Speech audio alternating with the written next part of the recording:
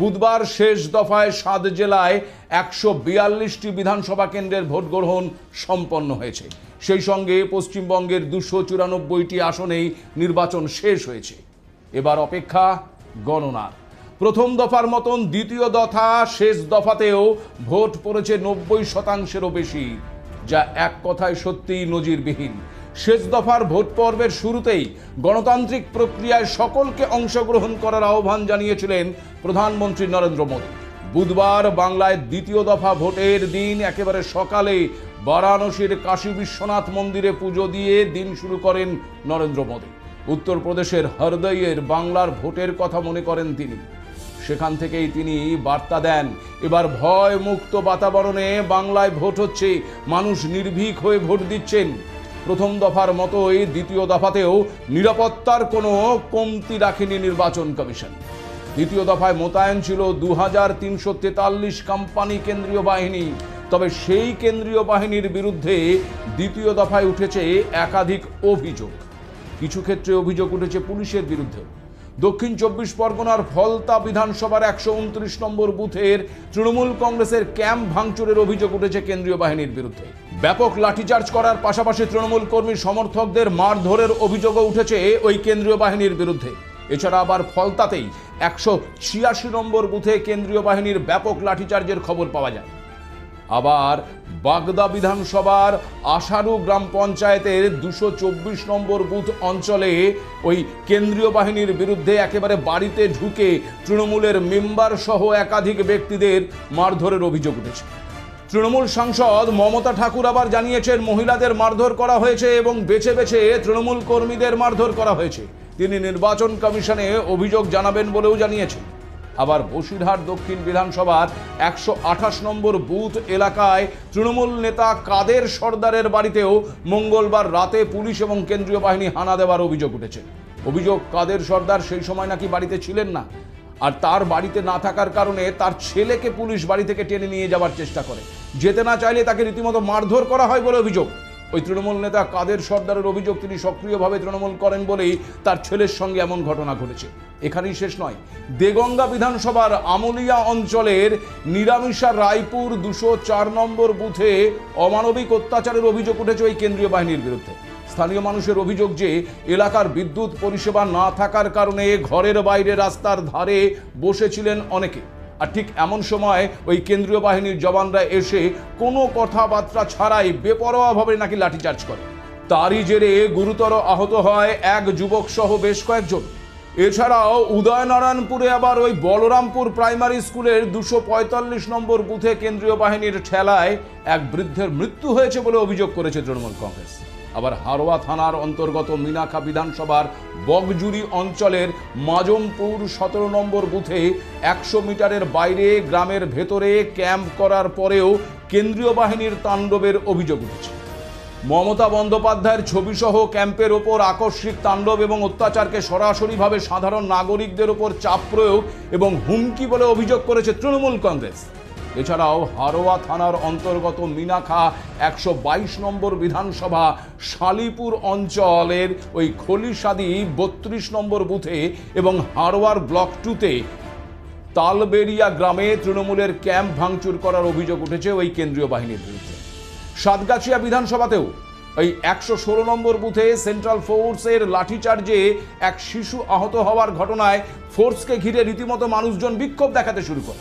আবার বালি বিধানসভা কেন্দ্রে ডন বস্কো লিলুয়া সোহনলাল বিদ্যালয়ে মেশিন খারাপ হয়ে যাওয়ার জন্য ভোটাররা রীতিমতো উত্তেজিত হয়ে পড়েন, আর তখনই কেন্দ্রীয় বাহিনী লাঠিচার্জ করে এবং যাতে বেশ কয়েকজন ভোটার জখম হয়েছে বলে অভিযোগ। এই ঘটনায় দুজনকে আটকও করা হয়েছে। এছাড়াও পূর্ব বর্ধমানের জামালপুর বিধানসভা এলাকার 188 নম্বর বুথে তৃণমূল কর্মীদের অভিযোগ যে বুথ থেকে 400 মিটার দূরে ভোটারদের সহযোগিতা করা হচ্ছিল। হঠাৎ করেই কেন্দ্রীয় বাহিনী এসে এক তৃণমূল কর্মীকে মারধর করে এবং ভোটার লিস্ট ছিঁড়ে দেয় এবং এক ভোটারকে সপাটে চড় মারে, তার কাছে থাকা ভোটার স্লিপও ছিঁড়ে দেয় বলে অভিযোগ। পাল্টা আবার বিজেপির অভিযোগ তৃণমূল ভোটারদের প্রভাবিত করছিল বলেই কেন্দ্রীয় বাহিনী পদক্ষেপ নিয়েছে। শুধু অত্যাচার নয় বা তাণ্ডব নয়, এর বিপরীতে কেন্দ্রীয় বাহিনীর ভালো দিকটিও কিন্তু উঠে এসেছে একাধিক ক্ষেত্রে। যেমন হরিণঘাটা বিধানসভা কেন্দ্রের দোলইপুর 175 এবং 176 নম্বর বুথের আশেপাশের মোড়ে মোড়ে ভোটারদের আটকানো এবং প্রভাবিত করার অভিযোগে যথেষ্ট সক্রিয় ভূমিকা নিতে দেখা গেছে কেন্দ্রীয় বাহিনীকে, এবং পুলিশ প্রশাসনও তাদেরকে যথেষ্ট সাথ দিয়েছে। আবার দেগঙ্গার একাধিক এলাকায় অবৈধ জমায়েত সরাতেও কেন্দ্রীয় বাহিনীর এদিনের ভূমিকা ছিল লক্ষণীয়। বর্ধমান দক্ষিণ বিধানসভার রথতলা মনোহর দাস বিদ্যানিকেতনে বয়স্ক ভোটারদের সঙ্গে বুথ কেন্দ্রে যেতে যথেষ্ট সাহায্য করেছেন কেন্দ্রীয় বাহিনী। আবার রাস্তার মোড়ে চেয়ার নিয়ে বসে ভোটারদের প্রভাবিত করার অভিযোগে বর্ধমানের 21 নম্বর ওয়ার্ডের কাউন্সিলর শ্যামাপ্রসাদ ব্যানার্জিকে রীতিমতো লাঠি পেটা করে সরিয়ে দিয়েছে কেন্দ্রীয় বাহিনী। এই কেন্দ্রীয় বাহিনী আবার বুদবুদের বড় চাত্রাতে ভোট গ্রহণ কেন্দ্রের বাইরে তৃণমূলের অস্থায়ী ক্যাম্প থেকে নকল ইভিএম মেশিন বাজেয়াপ্ত করেছে। সব মিলিয়ে বুধবার সকাল থেকে ভোট শান্তিপূর্ণ করতে একেবারে দাবাং মুডে ছিল কিন্তু কেন্দ্রীয় বাহিনীর জওয়ানরা। যদিও কেন্দ্রীয় বাহিনীর বিরুদ্ধে একাধিক অভিযোগ ওঠায় প্রশ্ন উঠছে যে নিরাপত্তা সুনিশ্চিত করতে গিয়ে কি কোথাও বাড়তি ইনিশিয়েটিভ নেওয়াটা তাদের ক্ষেত্রে বুমেরাং হয়ে গেল। দেখুন, কেন্দ্রীয় বাহিনী এবার যে ভূমিকা গ্রহণ করেছে সেই ভূমিকা কিন্তু এর আগে বাংলার বিধানসভা নির্বাচনের ক্ষেত্রে কখনো লক্ষ্য করা যায়নি। আর যেটা বলা হচ্ছে যে এই নিরাপত্তার কারণে বা এই নিরাপত্তা সুনিশ্চিত হওয়ার কারণে মানুষ কিন্তু অতিমাত্রায় ভোট দেওয়ার সাহসটা পেয়েছেন, বাড়ি থেকে বেরিয়ে এসছেন, বুথ কেন্দ্রে গেছেন, দীর্ঘক্ষণ লাইনে দাঁড়িয়ে থেকেছেন এবং নিজের ভোট নিজে প্রয়োগ করেছেন। এমন অনেক জায়গায় বহুবার শুধু ছাপ্পা ভোটের অভিযোগ উঠত, এবার সেই অভিযোগ কিন্তু এখনো পর্যন্ত পাওয়া যায়নি, আর তা ওই কেন্দ্রীয় বাহিনীর কৃতিত্বের কারণেই। ফলে দু একটা জায়গায় অবশ্যই তাদের বিরুদ্ধে অভিযোগ উঠেছে ঠিকই, কিন্তু সার্বিকভাবে এই কেন্দ্রীয় বাহিনীর জন্যই কিন্তু সাধারণ ভোটাররা ভোট দানে আশ্বস্ত হয়েছেন, নিরাপত্তা বোধ করেছেন, আর সে কারণেই তারা বাড়ি থেকে বেরিয়ে এসে ভোটটা প্রদানও করেছেন। অন্যদিকে শেষ দফার নির্বাচনে ভবানীপুরে 2 হেভিওয়েটের দ্বৈরথের সাক্ষী থেকেছে কিন্তু গোটা বঙ্গবাসী। কিন্তু প্রশ্ন হচ্ছে, ইভিএম বন্দি জনতার রায় কার মুখে হাসি ফোটাবে, কার দখলেই বা যাবে বঙ্গের কুর্সি, কি বলছে বিভিন্ন সংস্থার এক্সিট পোল। আপনাদের আগেও বলেছি যে এবারের বাংলার ভোট অন্যবারের থেকে একেবারেই আলাদা। এক্সিট পোলের দিকে যাওয়ার আগে একবার দেখে নিই কোন কোন বিষয়গুলো এবার পশ্চিমবঙ্গের নির্বাচনে সবচেয়ে বড় ফ্যাক্টর হয়েছে। প্রথম ফ্যাক্টর অবশ্যই ওই ভোটার তালিকায় নিবিড় সংশোধনী, মানে এসআইআর। আপনারা খুব ভালো করেই জানেন যে প্রায় 91 লক্ষ নাম এই এসআইআর এর কারণে কিন্তু বাদ হয়ে গিয়েছিল, আর যা গোটা 294টি বিধানসভা কেন্দ্রের যে ভোটের সমীকরণ, সেই সমীকরণটা কিন্তু অনেকটা বদলে দিয়েছিল। আপনাদের এর আগের একাধিক এপিসোডে আমরা এটাও প্রমাণ করে দেখিয়েছি, সংখ্যা তথ্যের নিরিখে 2021-এ এমন কিছু বিধানসভা নির্বাচনের ফলাফল ছিল সেখানে জয়ী প্রার্থী যে সংখ্যক ভোটে জিতেছিল তার থেকে বেশি সংখ্যক ভোটার ওই কেন্দ্রে এই এসআইআর এর কারণে বাদ হয়ে গেছে। ফলে সেই সমস্ত ভোট কেন্দ্রের সমীকরণ কি হবে সেটা কিন্তু একটা বড় ফ্যাক্টর। দ্বিতীয় ফ্যাক্টরের দিকে যদি আমরা নজর রাখি তাহলে সেটা অবশ্যই ওই সামাজিক প্রকল্প এবং মহিলা ভোটার। আপনারা জানেন যে প্রথম দফাতেও এবং দ্বিতীয় দফাতেও যদি আমরা দেখি তাহলে দেখব যে মহিলা ভোটদানের প্রবণতা এবার কিন্তু ছিল একটা অস্বাভাবিক হার, এবং মহিলারা প্রথম দফাতে তো বটেই, দ্বিতীয় দফাতেও সম্ভবত পুরুষদের থেকে বেশি ভোট প্রদান করেছে। এই মহিলাদের ভোট এবার একটা বড় ফ্যাক্টর হতে চলেছে। তারা কোন দিকে ভোট দিচ্ছেন সেটা গুরুত্বপূর্ণ, অর্থাৎ তাদের কাছে ওই সামাজিক প্রকল্প লক্ষ্মী ভাণ্ডারের উপর তারা আস্থা রাখছেন, নাকি তার পরিবর্তে যে অন্নপূর্ণা ভাণ্ডারের কথা বলা হচ্ছে বা বিরোধীরা বলেছে তার উপরে তারা ভরসা করছেন। কোন দিকে ভরসা করছেন, নাকি এই গোটা ভাতা সংস্কৃতির বিরুদ্ধে গিয়ে তারা নিজেদের মতদান পোষণ করছেন, সবটাই কিন্তু নির্ভর করছে মহিলাদের ভোটদানের প্রতি। সুতরাং বলা যেতেই পারে যে 2026-এ বিধানসভা নির্বাচনে মহিলাদের ভোট একটা বিরাট বড় ফ্যাক্টর। তৃতীয় ফ্যাক্টরের দিকে যদি আমরা নজর দিই তাহলে তৃতীয় ফ্যাক্টরটি হলো শহরাঞ্চলে ক্ষোভ এবং আন্দোলন। আমরা জানি চাকরির দুর্নীতি থেকে শুরু করে রেশন দুর্নীতি থেকে শুরু করে এমনকি আরজিকর কাণ্ড পর্যন্ত একাধিক এমন ঘটনা ঘটেছে যা শহর কলকাতাকে বারংবার আন্দোলিত করেছে। বারংবার শহর কলকাতার রাজপথে আমরা ক্ষোভ, আন্দোলন, বিক্ষোভ, মিছিল লক্ষ্য করেছি। আপনারা নিশ্চয়ই জানেন যে আরজিকর কাণ্ডকে কেন্দ্র করে যেভাবে রাত জাগো আন্দোলন সংগঠিত হয়েছিল, সেই ঘটনা এই ভারতবর্ষের ইতিহাসে এর আগে কখনো ঘটেনি। খুব স্বাভাবিকভাবেই শহরাঞ্চলের মানুষের ওপর এই ধরনের ঘটনাগুলো কিন্তু ব্যাপকভাবে প্রভাব ফেলেছে বলে মনে করা হচ্ছে।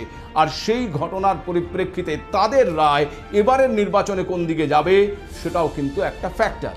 চতুর্থ ফ্যাক্টরের দিকে যদি আমরা নজর দিই তাহলে দেখব যে উত্তরবঙ্গ এবং জঙ্গলমহল এই দুটো জায়গায় কিন্তু দীর্ঘদিন ধরেই তারা বঞ্চনার অভিযোগ করে এসেছে। একদিকে যেমন উত্তরবঙ্গ চা বলয় সেখানে রয়েছে, আরেকদিকে জঙ্গলমহল। বিরাট একটা সময় ধরে সেখানে উন্নয়ন পৌঁছয়নি, সেখানকার মানুষের জীবনযাত্রার মান অত্যন্ত নিচে ছিল। উন্নয়ন যে রাস্তায় দাঁড়িয়ে থাকার বারবার করে দাবি করা হয়, সেই উন্নয়ন উত্তরবঙ্গ এবং জঙ্গলমহল এলাকায় পৌঁছয়নি বলে বারবার অভিযোগ উঠেছে। সুতরাং বলা যেতেই পারে যে এই উত্তরবঙ্গ এবং জঙ্গলমহল তাদের মতামত ঠিক কোন দিকে দিচ্ছে। যদিও আমরা দেখেছি পূর্বের যে নির্বাচনের ফলাফল, সেখান থেকে উত্তরবঙ্গ ভীষণভাবে বিজেপির একটি শক্তিশালী গড় বলা যেতে পারে। এই শক্তিশালী গড় বিজেপি এবারের নির্বাচনে ধরে রাখতে পারবে নাকি সেইখানে তারা শক্তি ক্ষয় করবে, সেটা এমন একটা গুরুত্বপূর্ণ বিষয়। আবার জঙ্গলমহলে রাজ্যের শাসক দল তৃণমূল কংগ্রেস তাদের শক্তি ধরে রাখতে পারবে নাকি শক্তি ক্ষয় হবে, সেটাও কিন্তু একটা ফ্যাক্টর। ফ্যাক্টর নাম্বার 5-এর দিকে যদি আমরা যাই তাহলে সেটা হলো অবশ্যই সংখ্যালঘু ভোটের মেরুকরণ। এসআইআর এখানে আবার আসছে, তার কারণে এই এসআইআর এর ফলে সংখ্যালঘুদের একটা বিরাট অংশের নাম কিন্তু বাদ গেছে। এমন অনেকাংশেই আমরা এই অভিযোগ পেয়েছি যে ছেলের নাম আছে, বাবা মায়ের নাম নেই। সুতরাং গোটা পরিবারটাই কিন্তু এসআইআর এর কারণে একটা ক্ষোভ বিক্ষোভের মধ্যে দিয়ে গেছে। তারা অর্থাৎ এই সংখ্যালঘু বিশেষ করে মুসলিম সম্প্রদায়ের মানুষেরা কোন দিকে ভোট দেবে? এই এসআইআর কি তাদের ভোটকে একত্রিত করে ফেলবে, নাকি যে কারণে এবারের ভোট বহুমুখী হওয়ার কারণে তারা বিভাজিত হবে, সেটাও কিন্তু একটা বড় ফ্যাক্টর। ফ্যাক্টর নাম্বার 6, মতুয়া এলাকায় এসআইআর এবং সিএ এর প্রভাব। শুধুমাত্র সংখ্যালঘুদের নাম বাদ গেছে এমনটা নয়, মতুয়া অধ্যুষিত এলাকা যাকে বিজেপির শক্তিশালী গড় বলা হয়, সেখানেও কিন্তু নাম বাদ গেছে। ফলে সেই অঞ্চলের মানুষেরা কোন দিকে যাচ্ছে বা কত শতাংশ মানুষ বিজেপির দিকে থাকছে, সেটা একটা বড় ফ্যাক্টর। আর 7th ফ্যাক্টর বা 7ম ফ্যাক্টর হলো বহুমুখী লড়াইয়ে ভোট কাটাকাটির ফ্যাক্টর। আপনারা জানেন যে এবারের যে নির্বাচন সংগঠিত হয়েছে সেই নির্বাচনে কংগ্রেস আর সিপিএম কিন্তু জোটবদ্ধ হয়ে লড়াই করেনি। কংগ্রেস এবং সিপিএম তারা আলাদা আলাদাভাবে লড়াই করেছে, ফলে এমনিতেই চতুর্মুখী একটা নির্বাচন তৈরি হয়েছে। কোথাও কোথাও আবার আজুক নামক নতুন দলটিও সেখানে অংশগ্রহণ করায় পঞ্চমুখী নির্বাচন সংগঠিত হয়েছে। ফলে এই বহুমুখী নির্বাচনের কারণে একটা ভোট কাটাকাটির অঙ্ক তৈরি হতে পারে। বিশ্লেষকরা মনে করছেন এই ভোট কাটাকাটির অঙ্ক কিন্তু কখনো কখনো কোনো ক্ষেত্রে বিরোধীদের ফায়দা দিতে পারে, আবার কখনো কখনো কোনো ক্ষেত্রে শাসককেও ফায়দা দিতে পারে। ফলে এই সমস্ত কিছু ফ্যাক্টর এবারের বিধানসভা নির্বাচনে কিন্তু অত্যন্ত তাৎপর্যপূর্ণ। এতগুলো ফ্যাক্টর এর আগের বিধানসভা নির্বাচনগুলোতে কিন্তু ছিল না। এখন সমস্ত এই জল্পনা চলতে থাকবে, আর সেই সমস্ত জল্পনার অবসান কিন্তু ঘটবে 4 মে। সেদিনই নির্ধারিত হবে যে বাংলার প্রশাসনিক রাশ কার হাতে গেল। কিন্তু তার বাইরেও এই নির্বাচন ইতিমধ্যেই একটি প্রশ্ন ছুড়ে দিয়েছে, বাংলার রাজনীতি কি এক নতুন যুগের দোরগোড়ায়, নাকি এ কেবল বৃহত্তর পরিবর্তনের পূর্বাভাস? উত্তর জানতে আপাতত আগামী সোমবার পর্যন্ত আমাদের অপেক্ষা করতেই হচ্ছে। তাই আজকে এখানেই শেষ করছি। নমস্কার।